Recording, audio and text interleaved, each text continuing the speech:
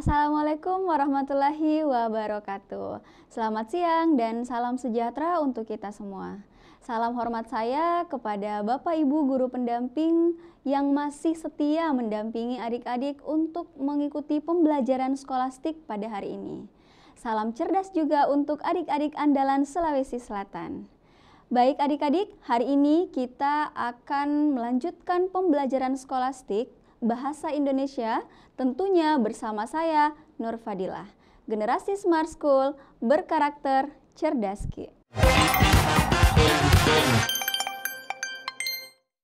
Oke, adik-adik, hari ini kita akan melanjutkan pembelajaran skolastik, yaitu Bahasa Indonesia, untuk subtes pengetahuan dan pemahaman umum. Nah, materinya masih sama ya, melanjutkan materi yang sebelumnya yaitu sintaksis, yang dimana materi khususnya adalah kalimat efektif. Nah, sebenarnya kalimat efektif ini bukan hanya dipelajari untuk subtes pengetahuan dan pemahaman umum saja ya, tetapi juga dipelajari untuk subtes pemahaman bacaan menulis. Jadi kalau kita belajar kalimat efektif itu kita sudah belajar untuk dua subtes ya, dua subtes bahasa Indonesia. Nah, kalimat efektif. Apa sih definisi dari kalimat efektif itu? Jadi sebenarnya ada beberapa referensi ya yang mendefinisikan mengenai kalimat efektif. Nah, di sini saya ingin menyampaikan bahwa kalimat efektif adalah kalimat yang menginformasikan pesan atau ide secara tepat. Dalam hal ini tidak terjadi salah tafsir. Nah, jadi kalimat efektif baik itu kalimatnya diucapkan secara langsung atau dalam tulisan, nah itu penafsirannya akan tepat ya, dikatakan kalimat efektif. Nah, kalimat tersebut dikatakan kalimat efektif jika meliputi beberapa syarat. Nah, syarat yang pertama adalah kalimat efektif harus sesuai EYD atau ejaan yang disempurnakan.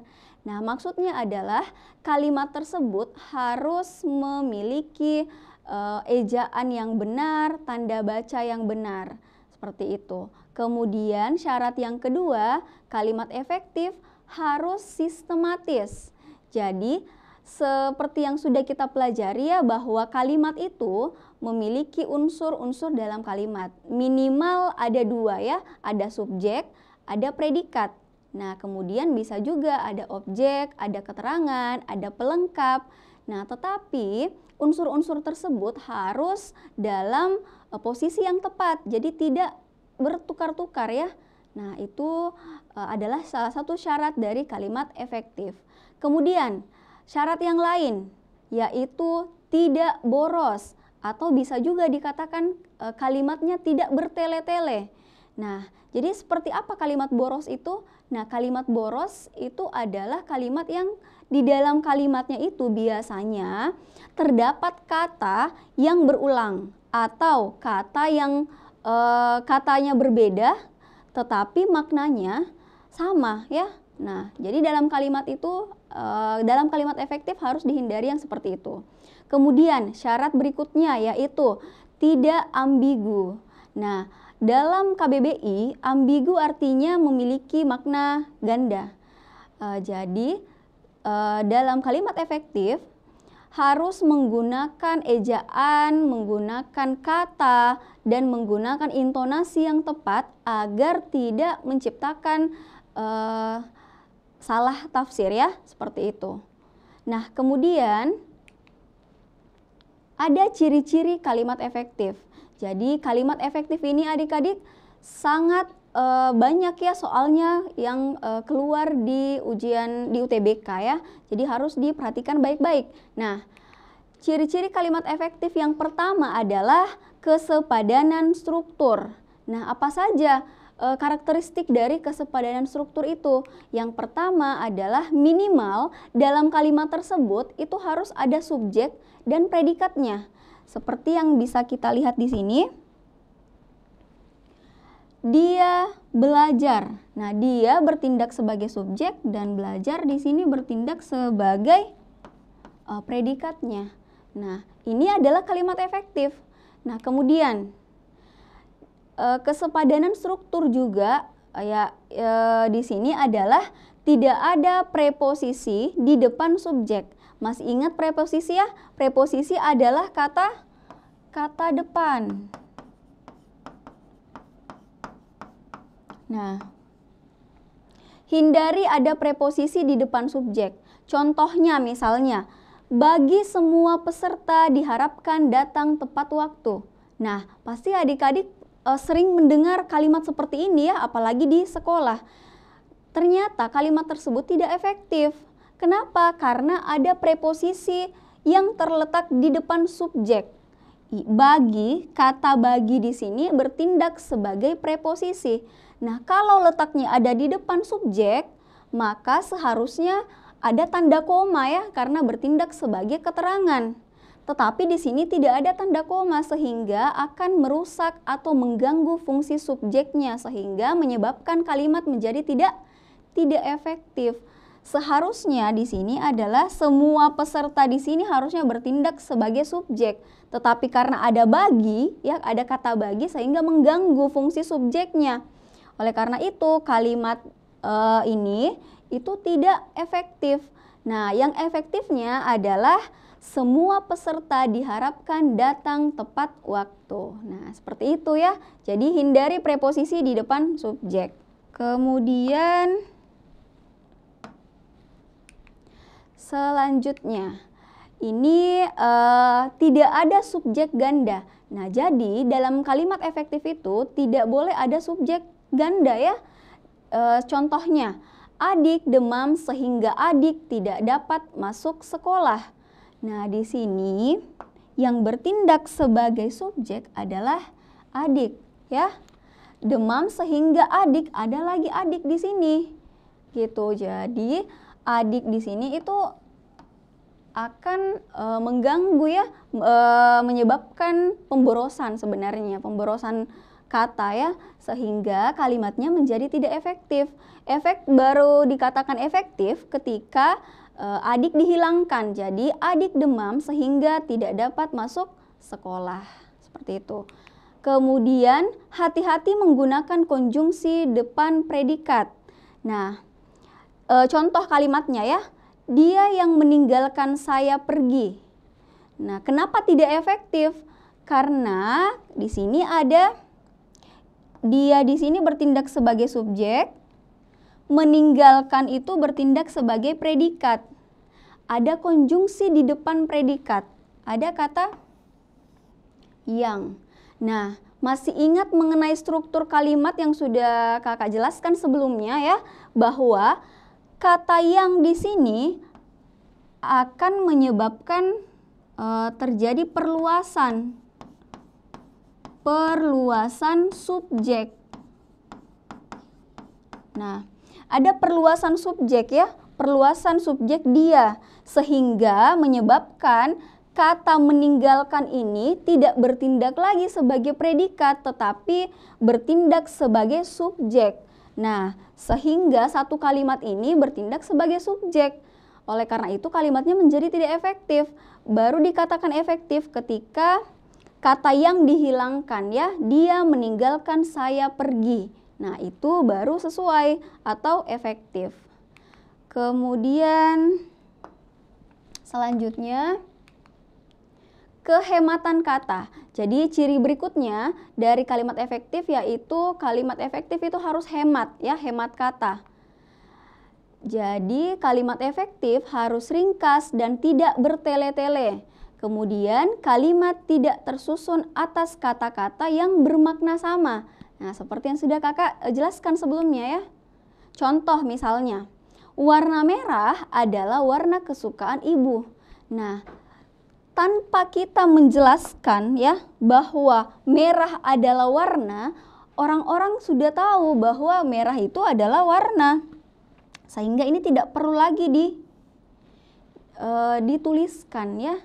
Kemudian para siswa-siswa sedang mengerjakan tugas. Nah, di sini kalimatnya tidak efektif. Kenapa? Karena ada dua kata ya yang maknanya sebenarnya sama ya, jamak. Para itu bermakna jamak dan kata siswa juga bermakna jamak karena diulang ya, berulang siswa-siswa. Sehingga cukup misalnya menghapus ini ya, bisa menghapus para. Jadi siswa-siswa sedang mengerjakan tugas. Nah, seperti itu. Kemudian contoh berikutnya, ia masuk ke dalam ruang kelas. Nah, kalimat tersebut juga tidak efektif karena kata masuk ya, masuk itu bersinonim dengan ke dalam. Sehingga dikatakan efektif ketika misalnya ia masuk ke ruang kelas. Seperti itu. Jadi tidak perlu lagi ada ke dalam karena sudah jelas masuk pasti ke dalam, seperti itu. Kemudian selanjutnya kesejajaran bentuk. Jadi kalimat efektif itu juga harus sejajar bentuknya. Apa maksudnya? Nah, imbuhan dalam kalimat efektif ya, kalau ada suatu kalimat kemudian ada imbuhan paralel dan konsisten. Jadi kalau ada misalnya perincian yang menggunakan imbuhan, maka imbuhannya itu harus sama. Gitu, misalnya menggunakan imbuhan me atau menggunakan imbuhan di, tidak boleh dicampur. Seperti itu. Atau jenis kata harus sama ya. Misalnya kalau berupa perincian, berarti misalnya dalam kalimat tersebut menggunakan kata kerja. Berarti semua perinciannya harus menggunakan kata kerja atau menggunakan kata benda. Seperti itu. Jadi jenis kata harus sama. Contoh misalnya, mereka mengikuti pendidikan dan latihan kepemimpinan. Nah, kalimat tersebut tidak efektif. Kenapa? Karena di sini berbeda ya adik-adik. Mengikuti pendidikan dan latihan. Nah, yang efektif adalah mereka mengikuti pendidikan dan pelatihan kepemimpinan. Jadi sama-sama imbuhannya adalah pe ya, imbuhan pe. Seperti itu.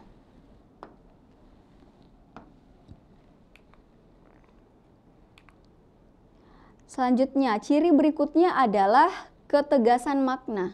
Nah, kalimat efektif juga harus tegas maknanya, di mana meletakkan keterangan di awal kalimat untuk memberi efek penegasan. Jadi, preposisi sebenarnya tidak masalah ada di depan ya, tidak masalah jika berada di depan subjek, tetapi harus diberikan penegasan dengan memberikan tanda koma biasanya. Nah, biasanya dijumpai pada kalimat perintah atau larangan ataupun anjuran. Contohnya, kamu sapulah lantai rumah agar bersih. Nah, itu tidak efektif ya, karena kurang menunjukkan ketegasan maknanya. Sehingga kata kamu di sini itu bisa kita hilangkan saja. Jadi sapulah lantai rumah agar bersih. Nah, itu jadi maknanya lebih tegas. Seperti itu. Selanjutnya, kelogisan kalimat. Jadi kalimat efektif itu harus logis ya. Mengandung makna yang dapat diterima akal sehat. Jadi kalau kalimatnya ketika kita baca tidak bisa diterima akal sehat, artinya kalimat tersebut tidak efektif. Contoh misalnya ya.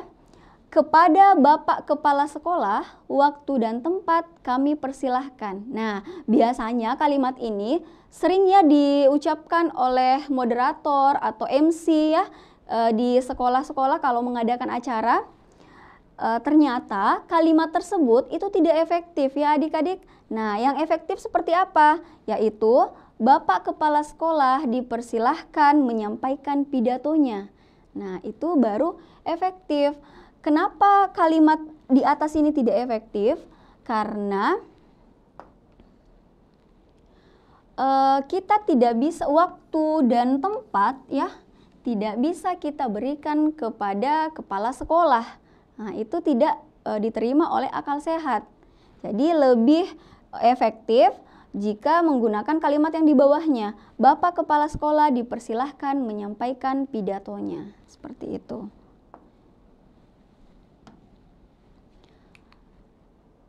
Nah, kemudian ini adalah contoh soal ya.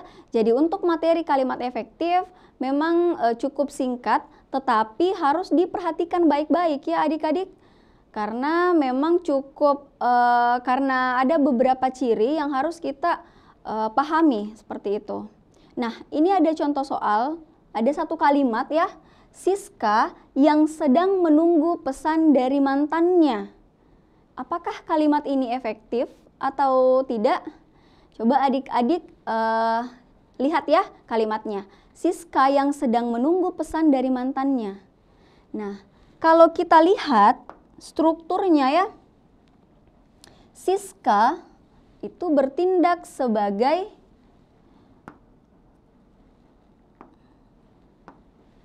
Siska di sini bertindak sebagai subjek. Yang sedang menunggu pesan dari mantannya, ada kata yang, masih ingat tadi ya yang saya jelaskan, yang di sini akan bertindak sebagai perluasan. Nah, perluasan apa? Perluasan dari Siska, perluasan dari subjek.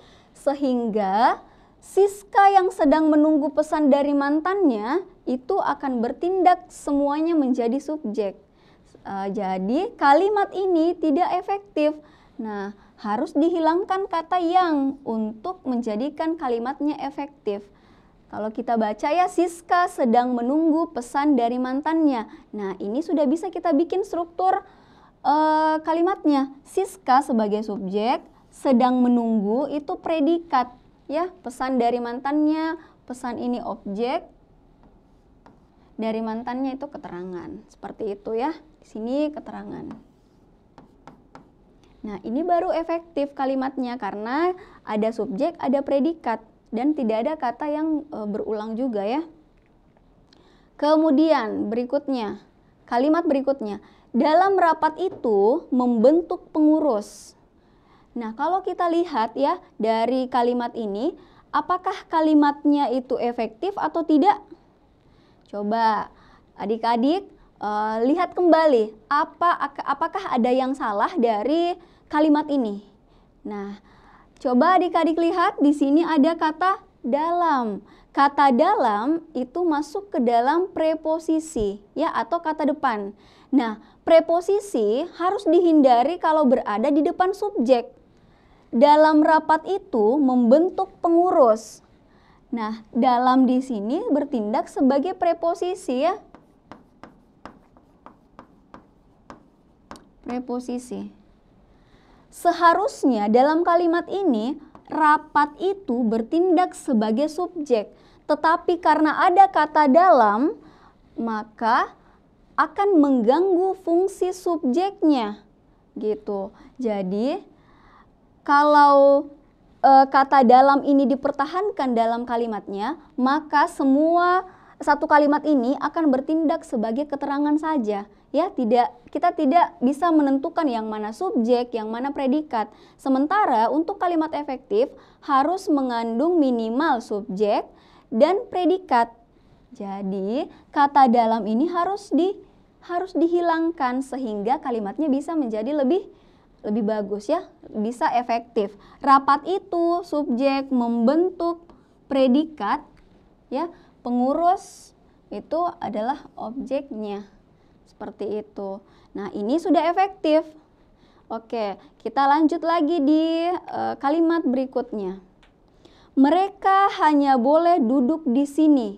Ayo adik-adik coba diperhatikan kalimatnya. Apakah kalimatnya efektif atau tidak efektif? Kalau kita ingin mengetahui ya kalimat itu efektif atau tidak, coba polakan dulu atau buat struktur kalimatnya. Mereka itu bertindak sebagai subjek, hanya boleh duduk ya, itu predikat, di sini adalah keterangan. Oke, bisa dipolakan ya. Dan dalam kalimat ini tidak ada kata yang berulang. Mereka hanya boleh duduk di sini. Oke, jadi kalimat ini sudah tepat ya, sudah efektif. Kalau misalnya kalimat ini ingin dibuat tidak efektif ya, misalnya, berarti bisa kita tambahkan, mereka hanya boleh duduk di sini saja, misalnya ya, saja. Nah, kata saja ini sebenarnya maknanya sama dengan hanya ya. Nah, sehingga kalau ada yang menulis seperti ini kalimatnya, maka kalimatnya menjadi salah ya, tidak efektif. Ini harus dihilangkan. Seperti itu. Oke, kemudian nah, kalimat berikutnya. Hal-hal yang harus diperhatikan soal sampah adalah membuang, memilah, dan pengolahannya. Nah, adik-adik, apakah kalimat ini efektif atau tidak? Coba adik-adik perhatikan ya. Di sini ada tanda koma, ada unsur, ada kata dan ya, konjungsi dan. Nah, berarti kalimat ini memiliki berupa perincian ya, berupa perincian. Seperti yang sudah kakak jelaskan bahwa perincian itu ketika menggunakan imbuhan, maka imbuhannya harus setara ya. Kalau kita lihat, hal-hal yang harus diperhatikan soal sampah adalah membuang, menggunakan imbuhan me ya, memilah juga menggunakan imbuhan me, dan pengolahannya menggunakan imbuhan pe. Nah, imbuhannya berbeda sehingga menyebabkan kalimat ini menjadi tidak efektif. Yang harus diubah adalah di sini ya, pe. Diganti imbuhannya menjadi me. Membuang, memilah, dan mengolahnya. Seperti itu. Jadi, perhatikan baik-baik, jika ada perincian, maka perincian tersebut harus menggunakan jenis kata yang sama dan imbuhan yang sama, yang setara ya. Oke, selanjutnya. Bayu Santoso merupakan siswa SMA dari Sulawesi Selatan, memenangkan lomba cerdas cermat kesehatan yang diadakan oleh mahasiswa kedokteran Unhas. Nah, di sini apakah kalimat ini sudah efektif atau tidak adik-adik? Coba adik-adik perhatikan ya. Bayu Santoso bertindak sebagai subjek, merupakan bertindak sebagai predikat. Siswa SMA itu objek ya. Dari Sulawesi Selatan itu adalah keterangan. Kemudian di kalimat berikutnya ya, memenangkan. Nah, memenangkan ini di sini sebenarnya juga bisa bertindak sebagai predikat. Tetapi dalam satu kalimat ya, tidak boleh ada dua predikat jika tidak diikuti dengan konjungsi. Nah, sementara ini tidak ada konjungsi antara kalimat yang di atasnya dengan kalimat yang di bawahnya, sehingga di sini terdapat dua predikat. Nah, hal ini menyebabkan kalimat ini menjadi tidak efektif, sehingga harus kita perbaiki ya. Oke. Seharusnya di sini kalimatnya ya, kita tambahkan unsur kata yang. Jadi kalimatnya menjadi Bayu Santoso yang merupakan siswa SMA dari Sulawesi Selatan memenangkan lomba cerdas cermat. Nah, di sini memenangkan bertindak sebagai predikat.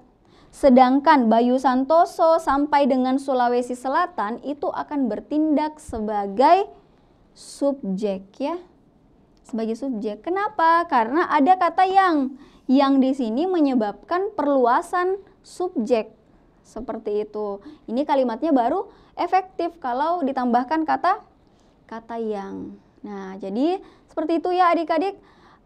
Susah-susah gampang. Tetapi kalau adik-adik terus mengasah kemampuan adik-adik, memperbanyak latihan soal, itu akan lebih mudah ya. Oke, nah kita menuju ke contoh-contoh soal yang berkaitan dengan UTBK ya. Cermatilah kalimat berikut. Jokowi menekankan pentingnya pemerataan pembangunan agar tidak terpusat hanya di Pulau Jawa, karena Indonesia punya daerah cantik lainnya yang bisa dimanfaatkan menjadi titik perekonomian baru. Nah, pertanyaannya adalah, manakah saran perubahan yang tepat agar kalimat tersebut menjadi kalimat efektif? Oke, berarti kalimat ini itu perlu diperbaiki ya, perlu diberikan saran perubahan. Nah, apakah opsi A, mengganti kata terpusat menjadi dipusatkan? Kita coba tandai dulu. Mengganti kata terpusat. Hanya ini ya, terpusat. Terpusat diganti dipusatkan. Berarti Jokowi menekankan pentingnya pemerataan pembangunan agar tidak dipusatkan hanya di Pulau Jawa, karena Indonesia. Oke, sebenarnya kalimatnya bisa diganti dipusatkan karena tidak merubah makna ya. Tapi kita keep dulu untuk opsi A. Kalau opsi B, mengganti kata punya menjadi memiliki hanya di Pulau Jawa karena Indonesia punya. Ini diganti memiliki kalau kita masukkan ya kalimatnya. Hanya di Pulau Jawa karena Indonesia memiliki daerah cantik lainnya. Ataukah yang mana yang lebih enak didengar ya? Hanya di Pulau Jawa karena Indonesia punya daerah cantik. Nah, jadi kalau kita lihat ya, kata punya itu sebenarnya merujuk kepada kata kerja. Kata kerja. Sedangkan kalau memiliki itu merujuk kepada kata benda. Nah, apa yang dibahas di dalam kalimatnya? Yang dibahas adalah daerah. Daerah cantik ya. Kalau daerah cantik itu adalah benda, nomina ya, nomina. Nah, sehingga yang cocok menggantikan punya adalah memiliki. Seperti itu. Di opsi B ini juga tepat. Kalau opsi C, mengganti kata dimanfaatkan menjadi memanfaatkan. Oke, di sini ya. Mengganti kata dimanfaatkan menjadi memanfaatkan. Kita coba baca dulu kalimatnya. Indonesia punya daerah cantik lainnya yang bisa memanfaatkan menjadi titik. Nah, itu kalimatnya menjadi tidak logis ya. Sehingga ini bisa kita coret ya, ini tidak salah ya, kurang tepat. Kalau D, menghapus kata punya. Kalau ini dihapus, kita coba baca kalimatnya. Karena Indonesia daerah cantik, nah itu juga kalimatnya menjadi tidak logis. Oke, ini kurang tepat ya. Mengganti karena menjadi sehingga. Oke, di sini ya berarti kita coba baca dulu kalimatnya. Jokowi menekankan pentingnya pemerataan pembangunan agar tidak terpusat hanya di Pulau Jawa sehingga Indonesia punya daerah cantik. Nah, itu juga kurang tepat ya. Kalimatnya menjadi tidak logis karena di sini kalimatnya itu adalah kalimat sebab ya. Sedangkan kalau sehingga itu merujuk kepada akibat. Nah, jadi ini juga tidak tepat. Oke, tersisa opsi A dan B. Nah, tetapi kalau opsi A ya, kalau kata terpusat itu juga kalimatnya menjadi benar. Kalau diganti dipusatkan juga bisa, tetapi terpusat juga benar. Nah, tetapi kalau opsi B, kalau kita menggunakan punya itu merujuk kepada kata kerja, sementara dalam bacaan merujuk kepada kata benda ya. Jadi sehingga jawaban yang tepat itu adalah yang B, seperti itu. Oke. Semoga dipahami ya adik-adik. Kita lanjut ke soal berikutnya. Nah, ini adalah jawabannya ya. Perbaikannya yaitu karena Indonesia memiliki daerah cantik lainnya. Oke, selanjutnya. Nah, ini ada bacaan ya. Kita ke soal terlebih dahulu. Kalimat manakah yang tidak efektif pada bacaan tersebut? Yang tidak efektif, apakah kalimat A, kalimat 1, B, kalimat 2, C, kalimat 3, D, kalimat 4, dan E, kalimat 6. Oke, ingat ya adik-adik, opsinya 1, 2, 3, 4, dan 6. Kita coba melihat ke bacaannya. Kita lihat dulu di kalimat 1. Meskipun gejala dan efeknya hampir mirip, ada perbedaan besar antara stres dan depresi. Oke, di sini ada tanda koma. Tanda koma ini sudah benar penggunaannya. Kenapa? Karena ini memisahkan ya keterangan. Ada meskipun itu menunjukkan bahwa keterangan pengantar kalimat.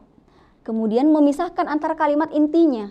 Ada perbedaan besar antara stres dan depresi, ini kalimatnya sudah benar. Di kalimat 1 ini sudah efektif. Kita lihat lagi kalimat kedua.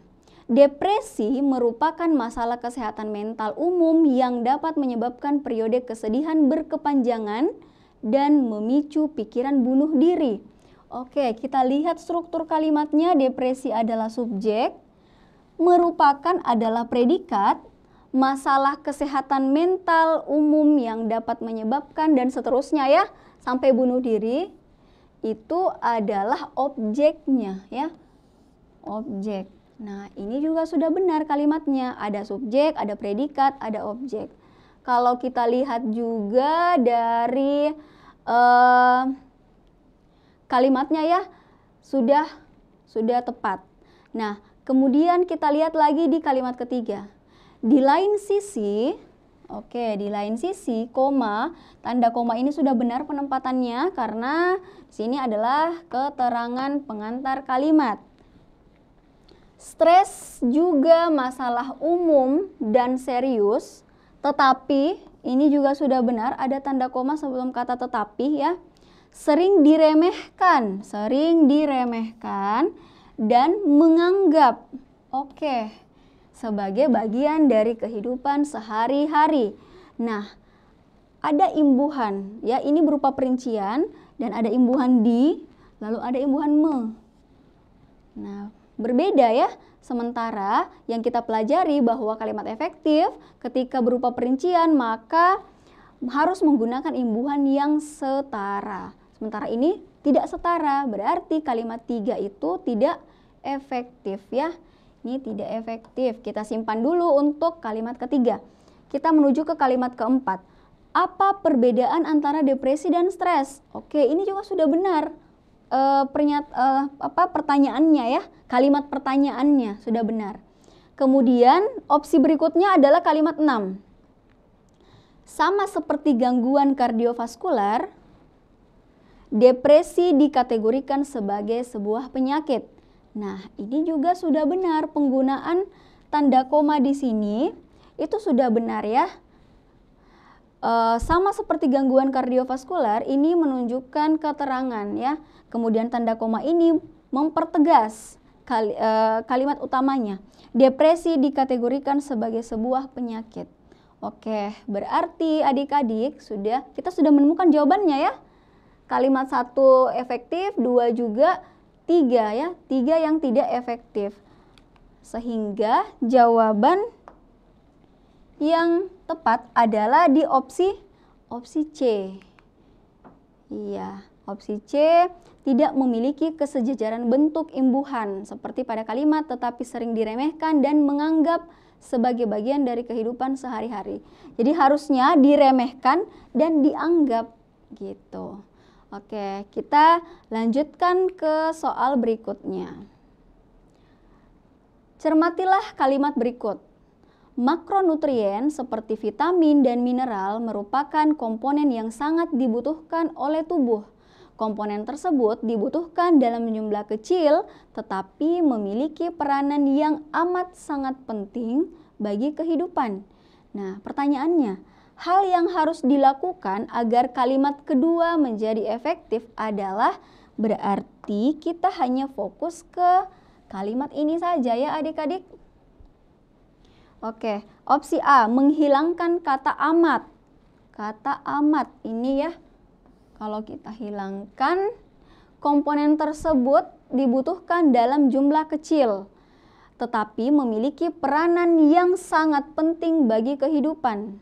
Oke, kalimatnya ada kata amat ataupun tidak ada kata amat itu maknanya tetap sama ya. Sehingga di sini penggunaan kata amat ini bisa dihilangkan. Selain itu, kata amat dan sangat ya, itu sebenarnya maknanya sama. Nah, masih ingat ya ciri-ciri dari kalimat efektif? Jadi kalau ada seperti ini, maka kalimatnya menjadi boros. Karena ada dua kata yang maknanya sama, seperti itu. Berarti kita bisa keep jawaban untuk opsi A ini ya. Kalau B, mengganti kata tersebut dengan kata itu.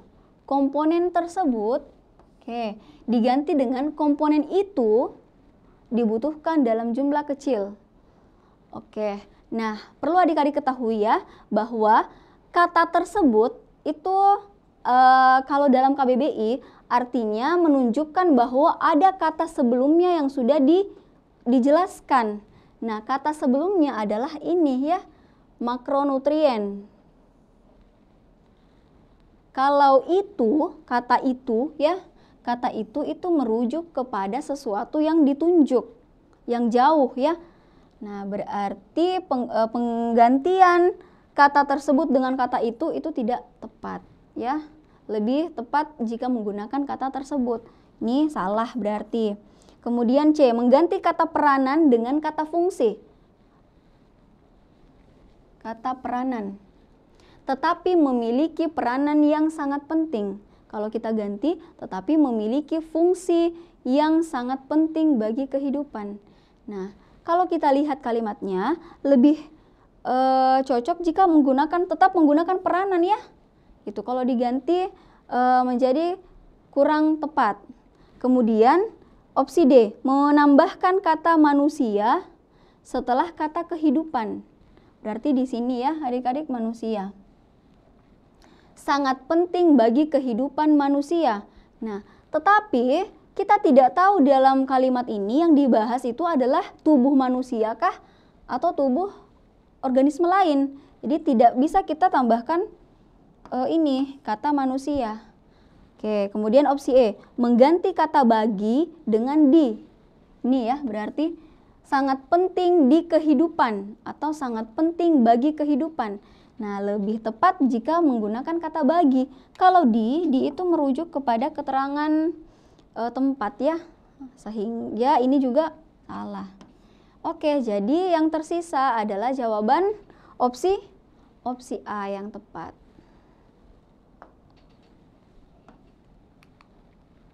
Nah, penggunaan kata amat disertai dengan kata sangat merupakan pemborosan kata. Sehingga jawabannya adalah A. Selanjutnya ini adalah contoh soal. Ada bacaan lagi ya, kita menuju ke soalnya terlebih dahulu. Kalimat yang tidak efektif terdapat pada nomor berapa? 1 dan 3, 2 dan 6, 5 dan 7, 4 dan 8, atau 9 dan 5. Kita coba kembali ke bacaan dulu ya. 1 dan 3. Kita lihat dulu. Listrik pertama kali ditemukan oleh Thales, seorang cendekiawan asal Yunani sekitar tahun 600 sebelum Masehi. Nah, opsi 1 ini, kalimat 1 ini, listrik pertama kali ditemukan. Listrik pertama kali itu adalah subjek ya. Listrik itu subjek, ditemukan itu predikat, oleh dan seterusnya itu adalah objek. Jadi sudah benar ya nomor 1 ini. Kemudian tadi nomor 1 dan nomor 3. Nomor 3, kejadian tersebut adalah contoh listrik statis. Kejadian itu subjek, kejadian tersebut ya adalah itu predikat. Sudah benar. Kemudian opsi B, 2 dan 6. 2 itu kalimatnya, ia pertama kali mengetahui listrik karena mengamati batu amber yang digosokkan ke kain wol akan menarik benda ringan di dekatnya. Nah, ini juga sudah efektif ya. Ia itu subjek, mengetahui predikat listrik itu adalah objeknya. Kalimat setelahnya itu berupa kalimat penjelas ya. Seperti itu. Jadi nomor 2 juga ini sudah efektif. Nomor 6, kalimat yang ke-6. Penelitian fenomena batu amber ini dilanjutkan. Oke, penelitian fenomena sampai ini ya, itu bertindak sebagai subjek, dilanjutkan itu predikat. Oke, pada dan seterusnya itu bertindak sebagai keterangan. Jadi sudah tepat juga untuk kalimat 6. Kita ke opsi C, 5 dan 7. 5, inilah yang menjadi awal pemikiran penemuan listrik. Oke, ini juga sudah tepat kalimatnya. Kalau kita lihat di kalimat 7 ya, penelitian tersebut dilakukan oleh penelitian sampai tersebut itu subjek, dilakukan itu predikat, oleh dan seterusnya itu objek ya. Ini juga sudah tepat. Berarti kita ke opsi D, 4 dan 8. Oke, kalimat 4. Namun di sini tanda koma sudah tepat. Pada saat itu ada tanda koma lagi, dia belum mengetahui peristiwa apa itu dan kenapa bisa demikian. Nah, di sini ada penggunaan tanda koma. Pada saat itu dia belum mengetahui. Nah, di sini tanda koma di sini itu sebenarnya tidak perlu ada tanda koma ya. Karena pada saat itu ini tidak perlu memperjelas. Jadi pada saat itu bukan sesuatu yang mau diperjelas ya. Nah, sehingga harus disambung dengan kalimat berikutnya. Tidak perlu menggunakan tanda koma. Kemudian kalimat 8 ya. Penelitian itu, ini subjek, menemukan predikat. Fenomena yang disebut elektrik yang diambil. Oke, ada berulang ya kata yang.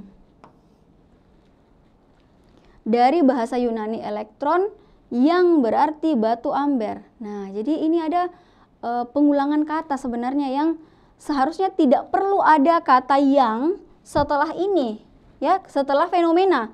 Penelitian itu menemukan fenomena disebut elektrik yang diambil dari bahasa Yunani elektron berarti batu amber. Nah, seperti itu. Jadi tidak perlu terlalu banyak kata yangnya. Nah, itu akan merujuk ke pemborosan kata.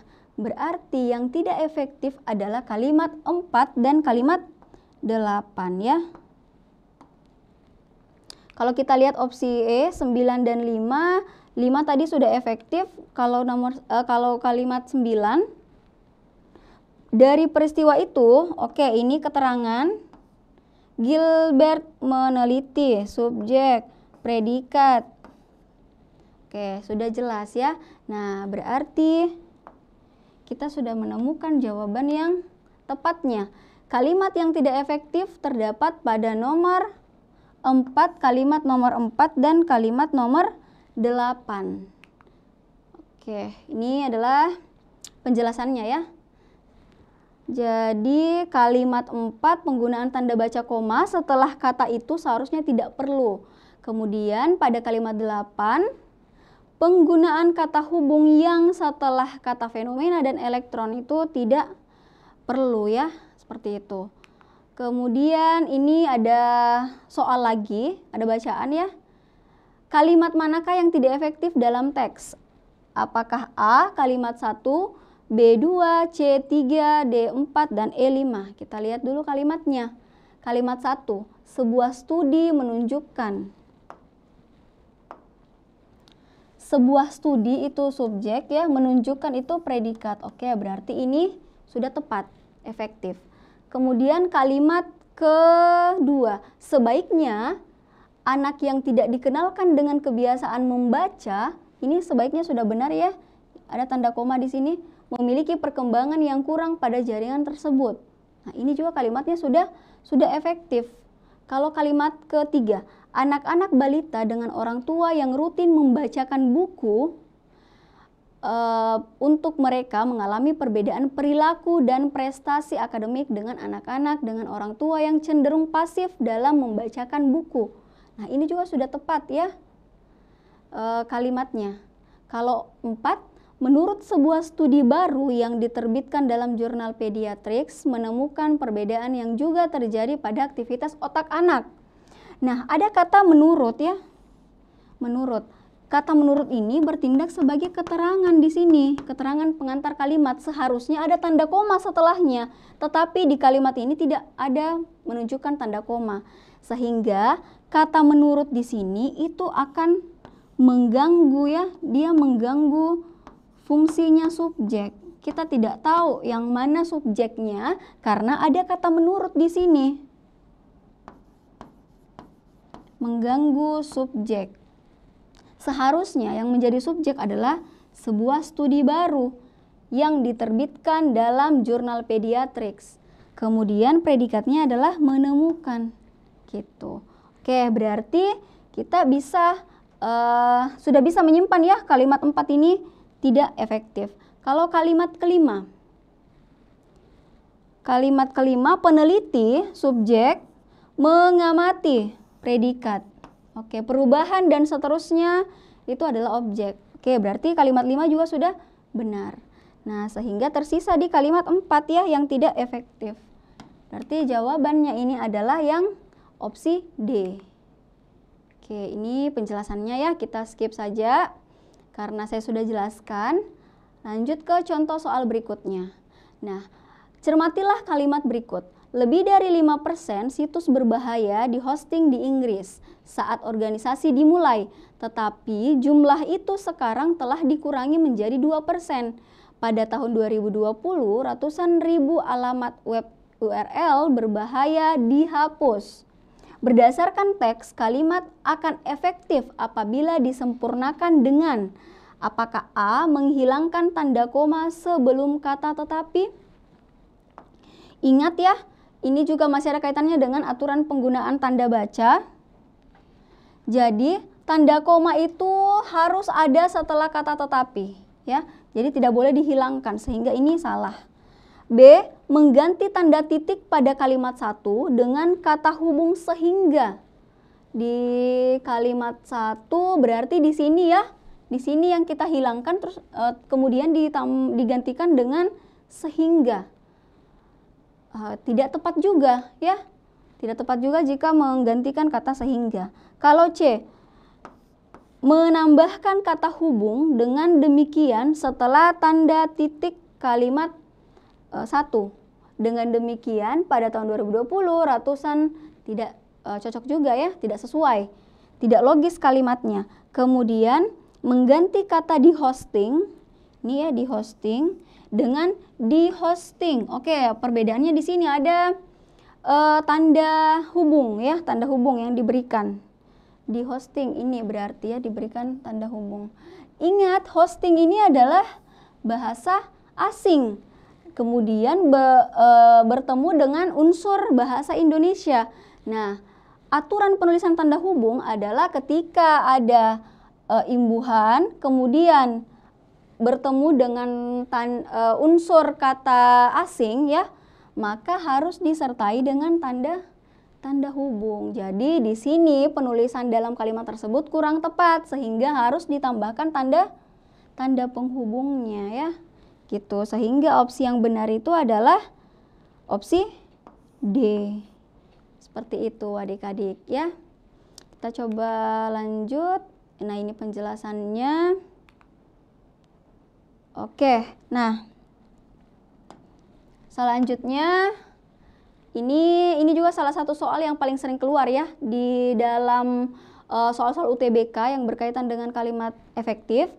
Frasa yang cenderung tidak ditemukan dalam kamus, pemecahannya oleh komputer sulit, dan hacker sulit meretas pada kalimat 7 akan menjadi benar bila susunannya.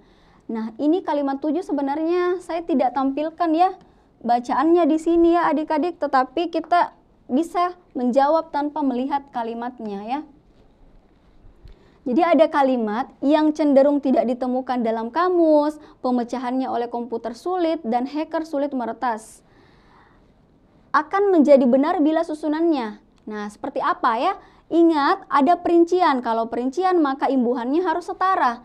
Kita lihat dulu untuk opsi A. Yang cenderung tidak tertemukan dalam kamus, sulit pemecahannya oleh komputer, dan sulit diretas. Nah, ini banyak sekali ya imbuhan yang digunakan, imbuhan ter, pe, dan di.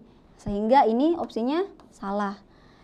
Kalau opsi B, yang cenderung tidak ditemukan dalam kamus, sulit dipecahkan oleh komputer, dan hacker sulit meretasnya.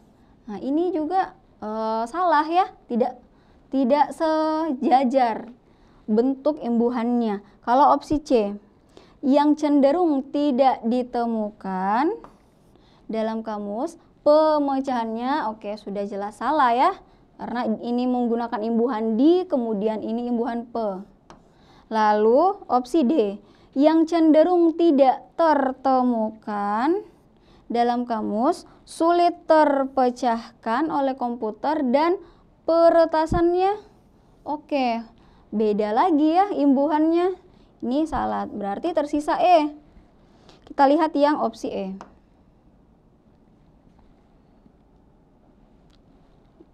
Kita lihat dulu opsi E. Yang cenderung tidak ditemukan